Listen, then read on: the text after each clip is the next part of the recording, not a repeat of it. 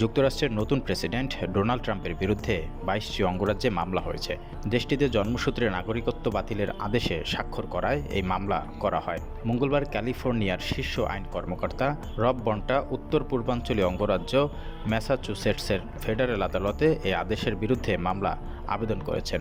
সে আবেদনে স্বাক্ষর করেছেন ওই অঙ্গরাজ্যগুলোর অ্যাটর্নি জেনারেলরা।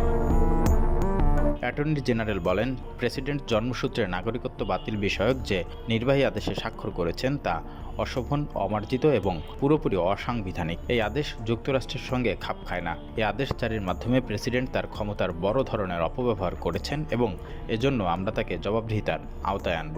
যত শিগগির সম্ভব এই আদেশ আটকে দেওয়ার জন্য প্রয়োজনীয় পদক্ষেপ গ্রহণ করুন এবং মামলা যতদিন চলবে ততদিন যুক্তরাষ্ট্রে জন্ম নেওয়া শিশুদের অধিকার যেন কেড়ে না নেওয়া হয়।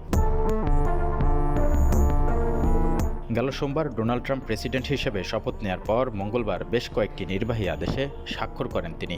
তার মধ্যে জন্মসূত্রে নাগরিকত্ব বাতিলের আদেশও ছিল। ট্রাম্পের নির্দেশ অনুযায়ী যুক্তরাষ্ট্রে যদি অবৈধ অভিবাসীর সন্তান জন্ম নেয় তাহলে সেই শিশুরা আর মার্কিন নাগরিক হবেন না। আগামী ২০ ফেব্রুয়ারি থেকে এই আদেশ কার্যকর হবে।